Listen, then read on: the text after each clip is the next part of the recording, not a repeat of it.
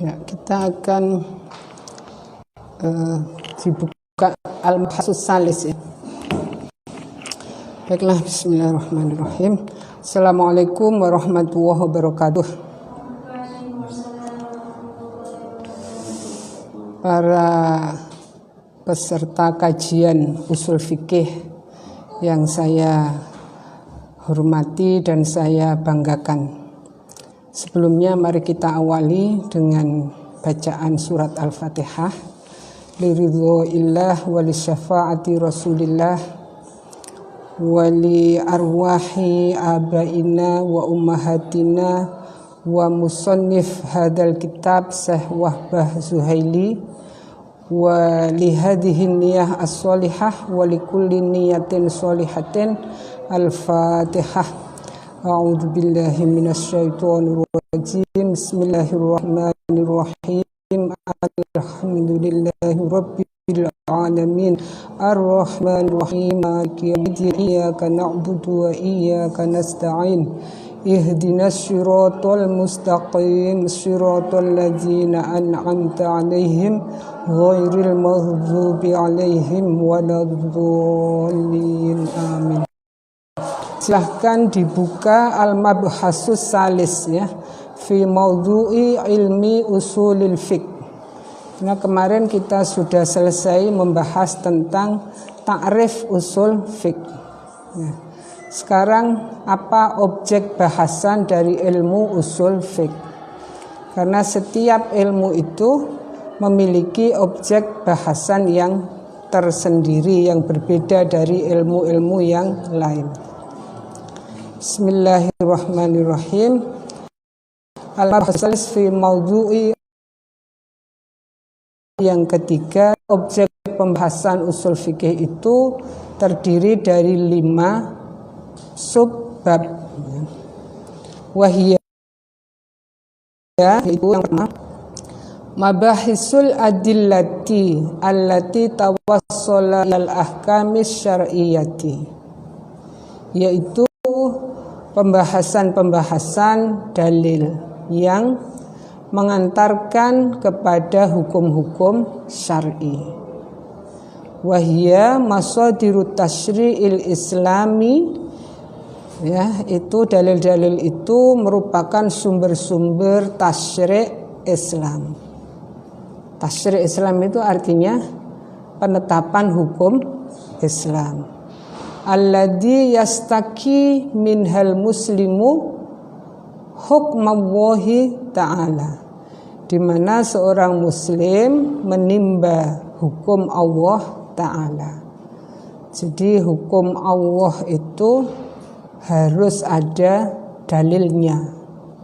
Nah, dalilnya itu merupakan sumber tasyri' Islam ya.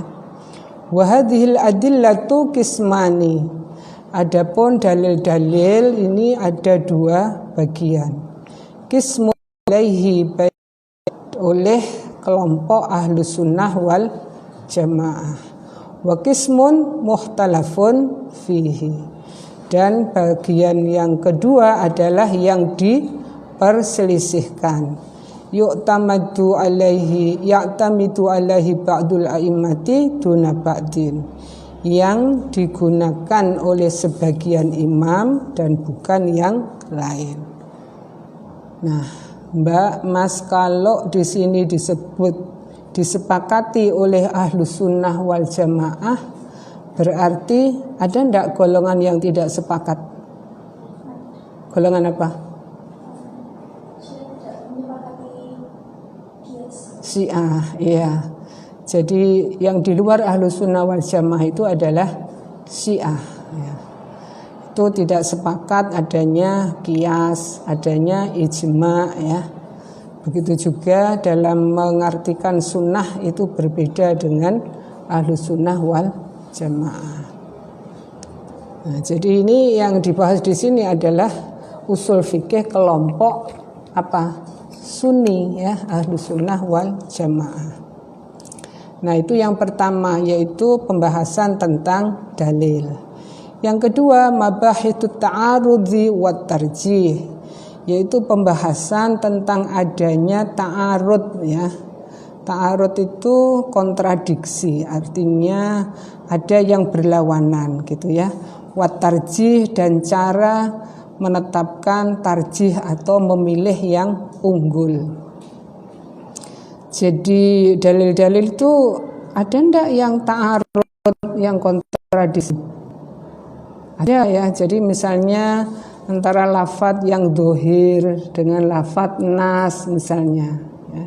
Itu kadang ya ada ta'arud, atau antara hadis yang harus dipilih mana yang lebih sahih. Yang ketiga, mabahisul ijtihad wa syurutil mujtahidi wa sifatihi. Pembahasan mengenai ijtihad, yaitu bagaimana metode ijtihad ya menetapkan hukum, bagaimana syarat-syaratnya mujtahid, dan bagaimana sifat-sifatnya. Yang keempat, mabahitul hukmi syar'i, pembahasan hukum syar'i, sawaun akana iktidaan am tahyiron am wad'an. Pembahasan tentang hukum syar'i, yaitu terbagi menjadi iktidha, suatu tuntutan, baik tuntutan mengerjakan maupun tuntutan meninggalkan. Jadi iktidha itu tuntutan. Bisa tuntutan mengerjakan, berarti bisa wajib atau sunnah. Kalau tuntutan meninggalkan, itu hukumnya bisa haram atau makruh ya. Au tahyiron atau bisa milih. Jadi milih afa'ala au taroka. Milih untuk mengerjakan atau meninggalkan. Itu hukumnya apa? Mubah ya. Am wad'an atau hukum wad'i. Hukum wad'i itu apa?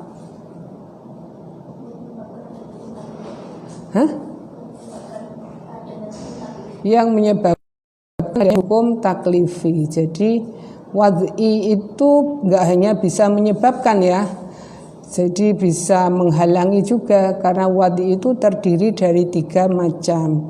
Ada sabab, ada syarat, ada mane' gitu. Jadi wad'i itu tidak merupakan hukum secara langsung, misalnya wajib sholat, wajib zakat, tidak.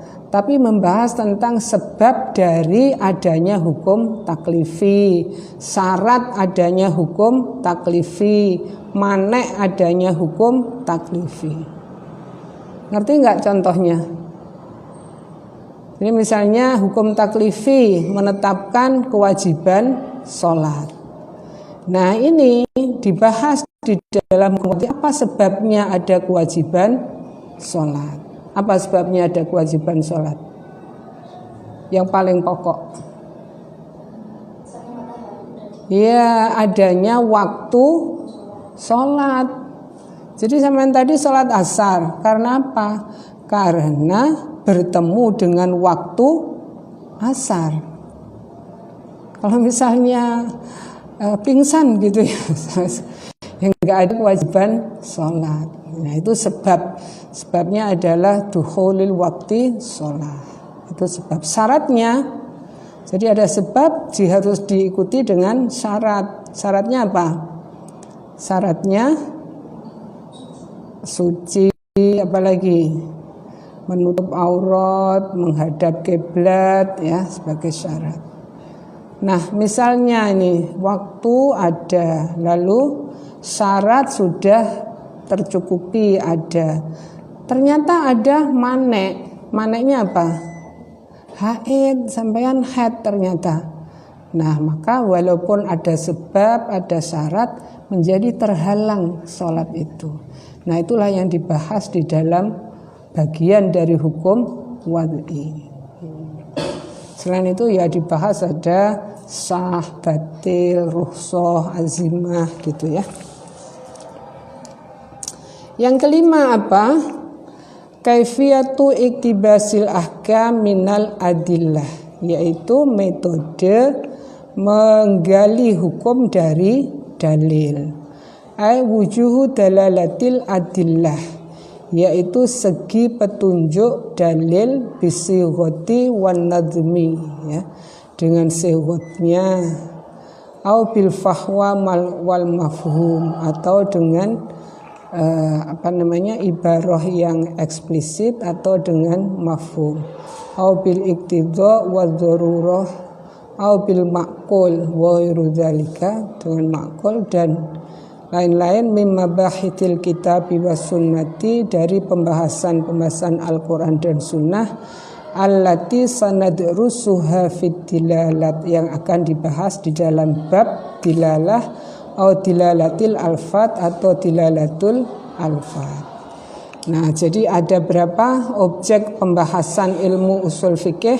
Ada 5. 1 mabahisul adillah, yaitu pembahasan tentang dalil yang terbagi menjadi 2, yaitu dalil yang muttafaq alaih dan dalil yang mukhtalaf anha, ya. Yang kedua apa? Membicarakan tentang ta'arud dan tarjih. Yang ketiga membahas tentang ijtihad, syarat-syaratnya, mustahid dan sifat-sifatnya. Yang keempat, pembahasan tentang hukum syar'i yang terdiri dari hukum taklifi dan hukum wad'i, ya. Terus yang kelima tentang metode menetapkan hukum dari dalil, ya. Oke. Nah, sekarang dibahas apa objek ilmu fikih. Amma mawdu'u ilmil fikhi, adapun objek pembahasan dari ilmu fikih, fahuwa fi'lul mukallafi, yaitu perbuatan orang mukallaf. Nah, jadi beda ya objeknya. Kalau fikih itu perbuatan orang mukallaf. Misalnya sholatnya itu sah apa tidak? Nah, itu ya. Puasanya sah apa tidak? Nah, itu objeknya ilmu fikih. Kalau usul fikih itu dalil, ya. Dalil yang membuat diwajibkannya sholat misalnya, itu apa gitu ya. Aqimus sholah wa atuz zakah, ya ayyuhalladzina amanu aqimus sholah wa atuz zakah warka'u ma'ar raki'in. Nah, bagaimana ayat itu bisa menjadi mengeluarkan hukum wajib sholat? Nah, itu di usul fikih dibahas al-aslu fil amri lil wujub. Nah, itu usul fikih. Kalau fikih perbuatan orang mukallaf min haitsu ma yasbutu lahu min ahkamin syar'iyyatin, dari segi yang tetap yaitu merupakan hukum-hukum syara' fi ibadatihi wa tasarrufatihi wa akhlaqihi, di dalam ibadahnya dan tasarrufnya atau muamalahnya dan akhlaknya. Wa hal hiya wajibatun alaihi, dan apakah perbuatan orang mukallaf itu wajib, am mandubah atau sunnah, am mubahah atau mubah, am makruhah atau makruh, am muharramah atau haram. Nah, itu objeknya fikih, yaitu perbuatan orang mukallaf dari segi hukumnya apa, gitu ya. Fal usuliyu, adapun ulama usul, yabhatu fid dalilil kulliyi, yaitu membahas tentang dalil kulli wal qawaidil kulliyati, dan kaidah-kaidah kulliyah. Bainama yabhatul faqihu, sementara ulama fikih atau al-faqih, kalau ulama usul itu usuliyu, ya. Kalau ulama fikih al-faqih, fil adillatil juz'iyati, itu membahas dalil-dalil juz'i wa tadbiqi fil furu', dan bagaimana penerapannya di dalam furu', artinya di dalam ya dalil-dalil secara satu-satu. Jadi misalnya ya ayyuhalladzina amanu aqimusholah wa atuz zakah, itu namanya furu, ya, dalil juz'i. Wa qad tabayyanat ara'u ulama'il usul, ya. Dan kadang-kadang ada pertentangan di antara pendapat-pendapat ulama usul fi tahdidil masailil asliyati, di dalam membatasi masalah-masalah pokok allati yatanawaluha mawdu'u usulil fiqh, yang merupakan objek pembahasan usul fikih, ya. Wahtalafu ala arba'ati madzhabah, yang anna mawdu'a ilmi usulil fiqh huwa al-adillatu allati tathbutul ahkamu biha, ya. Berpendapat bahwa objek ilmu usul fikih itu adalah dalil-dalil yang bisa menetapkan hukum, yang bisa diperoleh hukum darinya. Fal mawdu'u huwal adillah, maka objeknya adalah dalil. Wayantiju andirosati adillati tasyri', dan dihasilkan dari mempelajari dalil-dalil tasyri', au yatafarra'u anhal hukmus syar'iyyu, atau cabang hukum syari' darinya, ya. Jadi yang pertama itu dalil dari segi ketetapan hukumnya, ya. Jadi dalil itu lalu bisa diistimbatkan hukumnya. Itu adalah pendapat jumhur ulama. Al-madhabus tsani, madhab yang kedua, yara anna mawdu'a ilma usulil fiqhi huwal ahkamu allati tasbutul adillah. Berpendapat madhab yang kedua ini tentang objek ilmu usul fikih, yaitu hukum-hukum yang menghasilkan atau yang tetap dari dalil-dalil. Fal maudu'u, maka objeknya huwal ahkamu asyariyatu, yaitu hukum-hukum syara'. Walakin ma'rifatul hukmi syar'iyyi, akan tetapi mengetahui hukum syara', silahkan Mbak, yatawaqqafu ala ma'rifatil masadir awil adillah, yaitu mengetahui hukum syara' itu bergantung kepada apa? Mengetahui sumbernya atau dalilnya, ya. Karena hukum syara' itu bukan pendapat akal, ya. Hukum syara' itu harus ada sandarannya, yaitu harus ada dalil atau sumbernya. Fatakunu dirasatul adillati, maka mempelajari dengan mengetahui hukum syara', nah itu bisa diketahui apa dalilnya, apa sumber. Jadi dari hukum, karena hukum itu harus bergantung pada dalil, maka kalau belajar hukum sudah otomatis juga belajar dalil. Cuman berangkatnya berbeda, ya. Kalau jumhur tadi dari dalil dulu, lalu dalil dipelajari bagaimana natijahnya terhadap hukum. Kalau yang kedua ini dari hukum dulu. Karena hukum itu mesti bergantung kepada dalil, maka dia juga otomatis mengetahui dalil. Jadi mempelajari dalil itu sebagai muqaddimah dan wasilah untuk mempelajari hukum. Itu ya. Itu adalah pendapat sebagian Hanafiyah. Karena ulama Hanafiyah kan menyusun usul fikih itu dari fikihnya mazhab Hanafi yang kemudian bisa diketahui bagaimana metodenya, apa dalilnya gitu. Tapi kalau jumhur kan dari dalil lalu dirumuskan bagaimana metodenya.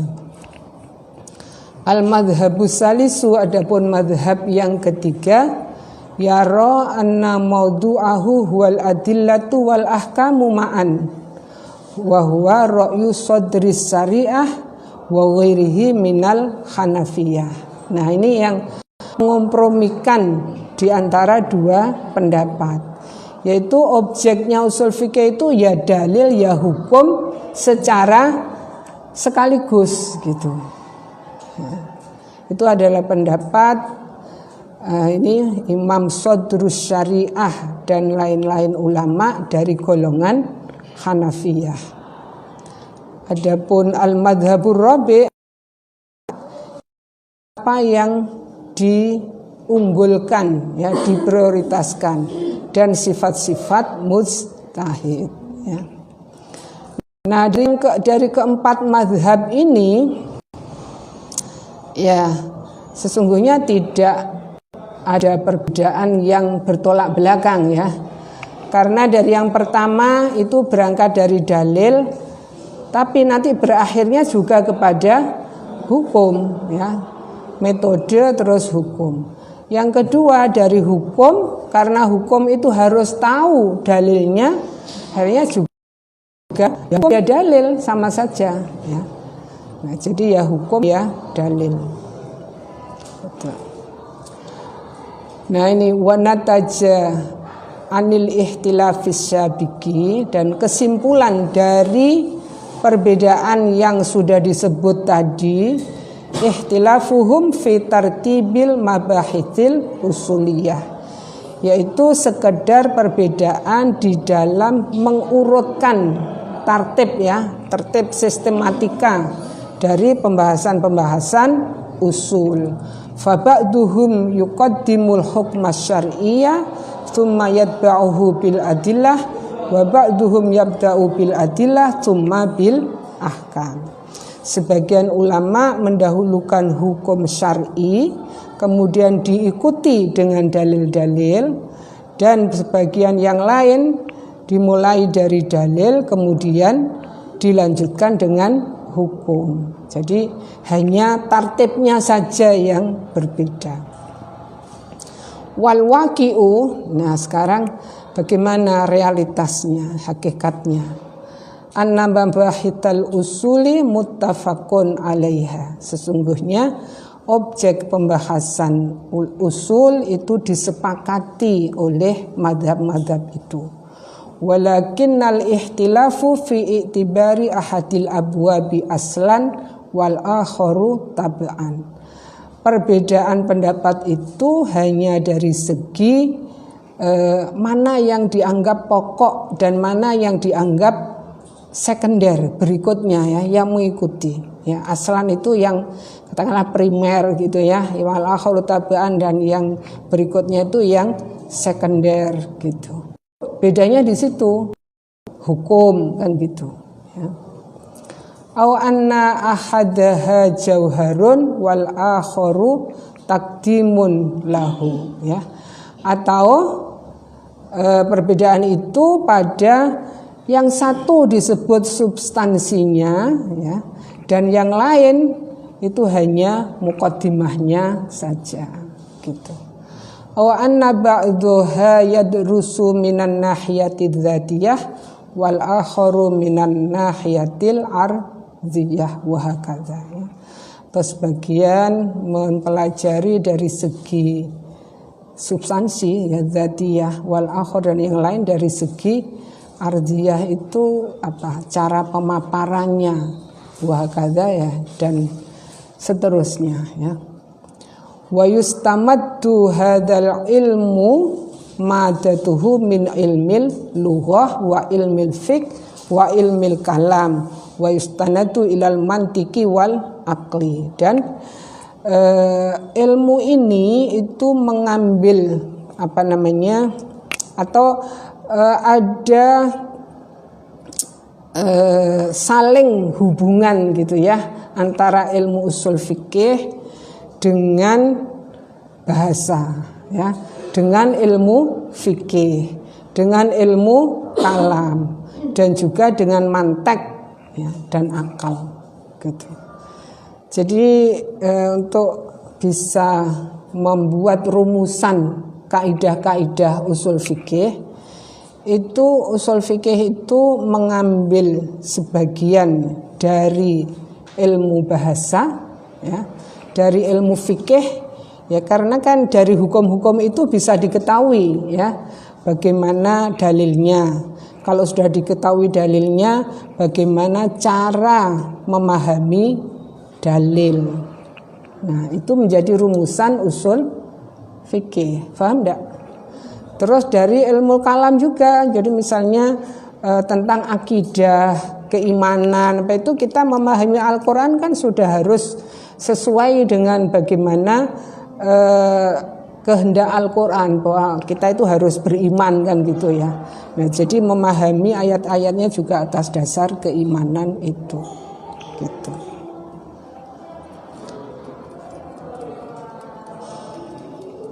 Oke, itu tadi objek ilmu usul fiqh. Mana lagi ini?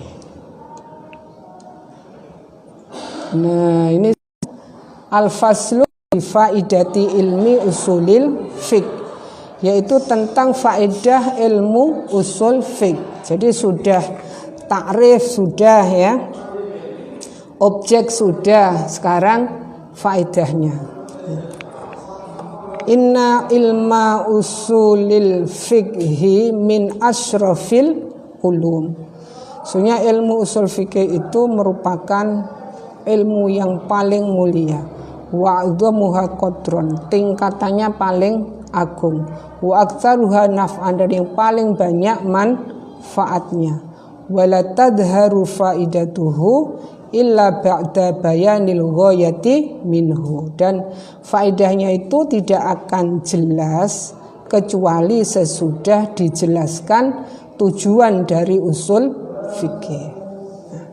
Wal ghayatu, yang disebut sekarang ghayah dulu, ya. Adapun tujuannya min ilmi usulil fiqh, dari ilmu usul fiqh, hiya al-wusulu ila ma'rifatil ahkamis syar'iyyati, yaitu bisa mengetahui atau bisa mengantarkan kepada pengetahuan hukum-hukum syar'i. Penting enggak? Ya, penting, ya, karena kita ini hidup dengan Islam berarti harus paham bagaimana ajarannya, ya toh? Jangan sampai sudah di perguruan tinggi UIN, ya, masih Islamnya KTP. Yang, ya kan, nggak paham, ya, bagaimana dalilnya, karena dalam Islam itu semua hukum ada dalilnya, ya, baik dalil langsung maupun dalil yang tidak langsung, ya. Jadi baik nusus au ghairun nusus, jadi yang akal seperti qiyas, ya, masalah mursalah, istihsan, itu semua disebut dalil, atau ya metode juga kadang disebut metode. Itu tujuannya. Jadi pertama, ilmu ushul fikih tujuannya adalah bisa mengantar atau sampai kepada pengetahuan hukum syar'i. Ai ahkamu wahi ta'ala fi af'alil ibad. Berarti mengetahui hukum-hukum Allah, ya, untuk perbuatan-perbuatan manusia. Penting kan? Penting, ya, karena kita ini sudah jelas harus taat kepada Allah, ya. Al-Quran itu harus difahami dan, ya, kan, wa may yuti'illaha war rasula faulaika ma'alladzina an'amallahu alaihim, ya. Siapa yang taat kepada Allah dan Rasulnya, maka mereka itu akan bersama orang-orang yang diberi kenikmatan oleh Allah. Nah, ini perspektif Islam hidup itu begitu, untuk taat kepada Allah dan Rasul. Tapi taat kepada Allah dan Rasul itu bukan untuk Allah, tapi untuk kenikmatan kita. Ya kan? Coba sampean kalau enggak enggak iman gitu ya, itu kan nanti jadi kelontang-kelantung, enggak ngerti tujuannya hidup apa. Nanti ada angin ke barat ikut ke barat, ada angin ke timur ikut ke timur, karena enggak paham hidup ini siapa yang memberi hidup, lalu bagaimana nanti berakhirnya hidup, lalu nggak ngerti nanti itu ada hidup yang kedua setelah kematian. Tapi kalau ngerti ya punya tujuan, ya ada apa-apa ya diukur dengan saya itu siapa, mau kemana, kan gitu. Dan saya itu ingin apa, baik di dunia ini maupun di akhirat. Jadi punya tujuan dengan ajaran-ajaran Allah. Nah, sebab itu ini mengetahui hukum-hukum Allah. Bukan hanya untuk diketahui, tapi untuk ditaati, ya, untuk dilakukan. Sawaun akanat i'tiqadan, baik itu berupa hukum i'tiqadi yaitu keimanan, bil qalbi yang tempatnya di hati, ya kan? Sama iman tempatnya di mana? Di hati kan? Tapi kalau definisinya iman enggak hanya di hati ya. Itu kan at-takrir bil lisan wa tasdiq bil qalbi wal amalu bil jawarih. Jadi iman itu meliputi lisan, pengakuan, ya, hati, pembenaran, dan melaksanakan dengan seluruh anggota badan. Jadi keimanan yang kita katakan dengan syahadat, ya, asyhadu alla ilaha illallah wa asyhadu anna muhammadar wah, itu perbuatan kita.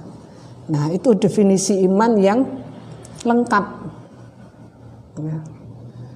Masa misalnya ya, ada orang iman tetapi perilakunya bertentangan terus dengan keimanan. Itu kan artinya orang yang enggak jelas ya. Apa yang diimani itu tidak mempengaruhi perbuatannya. Padahal ya, pengetahuan orang itu mempengaruhi perbuatannya apa tidak? Mempengaruhi kan? Oke. Misalnya ya, di tengah jalan gitu ya. Terus ini HP, misalnya ini HP yang paling bagus. Itu HP apa sekarang ini? iPhone. iPhone gitu aja apa ada ininya? iPhone 14. Berapa harganya? 20. Waduh, saya aja nggak bisa beli itu. Kalau nggak nabung dulu. Itu paling bagus ya. Nah, misalnya ya, ini HP yang itu tadi, iPhone 20 itu ya. 14, iPhone 14 ya. Ini misalnya tergeletak gitu di tengah jalan.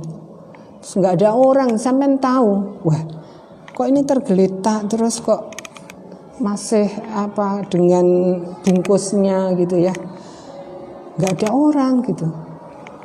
Sama ngambil apa tidak? Hah? Diambil kan? Coba kalau ini ternyata bukan HP tapi HP-HPan gitu. Mainan anak tergeletak di tengah jalan. Diambil apa tidak? Nah, itulah pengetahuan itu mempengaruhi sikap kita.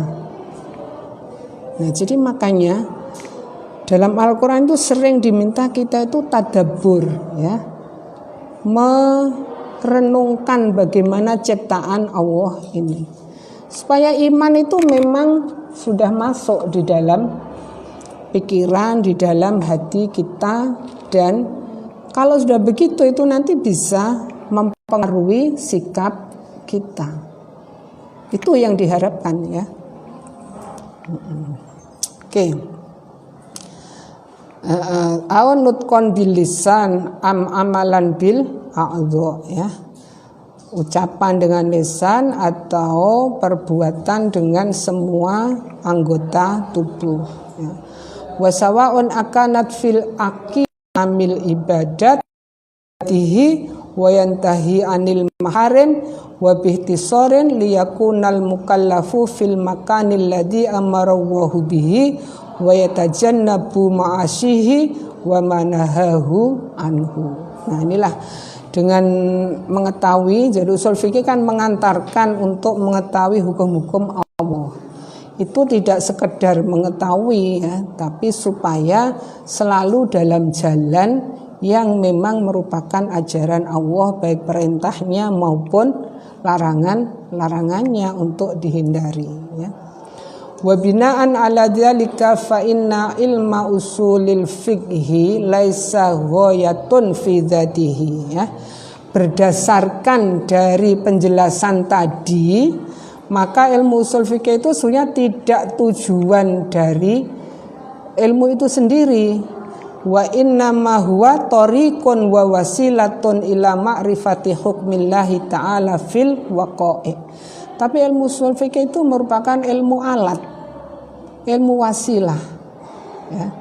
Jadi bukan ilmu untuk dirinya sendiri, teori gitu enggak. Tapi ilmu yang harus digunakan untuk memahami dalil supaya mengetahui hukum-hukum Allah. Kalau sudah mengetahui hukum Allah, supaya apa yang kita lakukan itu sesuai dengan hukum-hukum Allah. Jadi ilmu apa? Ilmu alat apa ilmu teori gitu? Ilmu alat. Ilmu alat. Jadi kalau enggak digunakan ya percuma, karena itu ilmu alat ya. Harus bisa diimplementasikan. Oke ya. Wa inna dirasatal qawaid wal adillah wa ma'rifati turuqil istinbati laisat maksudatan bidzatiha ya.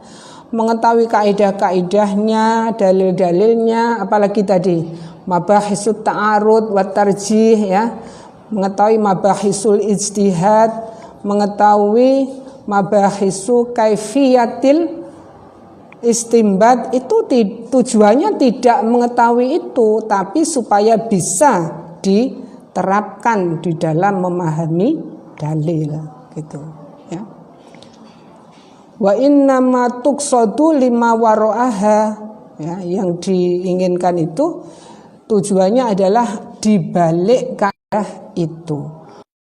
Dalika an dhihnit talib wal alim wal mujtahid alladzina yadrusunal usul wa yudrikuna faidatahu wa ahamiyatahu wa makanatahu ar-rafi'ah bainal ulum wa annahu la yaqsudu minhul khifdu wat talaqi. Jadi karena dia ilmu alat, jadi jangan hanya dihafal dan diajarkan seperti ini, tapi harus tahu bahwa ini harus dipraktekkan dalam memahami dalil ya. Wa inna ma yuqsadu minhu ayyakuna silahan madian ya. Jadi merupakan pedang ya, alat ya, kapak. Wa miftahan sadidan fi yadil bahis, dan kunci yang benar di tangan seorang pembahas atau seorang bisa mutabi, bisa mujtahid gitu. Jadi supaya kita beragama itu tidak taklid, tidak norok bontek. Orang Madura itu bilang itu norok bontek itu tidak boleh ya. Harus tahu ini dalilnya, ini metode memahami dalil gitu. Nah, yang bisa mengantarkan seperti itu adalah ilmu usul fiqh. Cukup ya? Sudah jam 5. Kita mulainya jam berapa? Jam 4. Jam 4 Mbak ya? Bisa? Oke ya. Jadi setiap Kamis jam 4 di tempat ini ya. Oke. Sedikit-sedikit yang penting istiqomah ya, akan menjadi bukit. Mudah-mudahan ya. Mari kita akhiri dengan baca hamdalah dan doa kafaratul majlis. Alhamdulillahirabbil alamin. Subhanakallahumma wa bihamdika asyhadu an la ilaha illa anta astaghfiruka wa atubu ilaih. Terima kasih atas kehadirannya. Wallahul muwaffiq ila aqwamit thoriq. Assalamualaikum warahmatullahi wabarakatuh.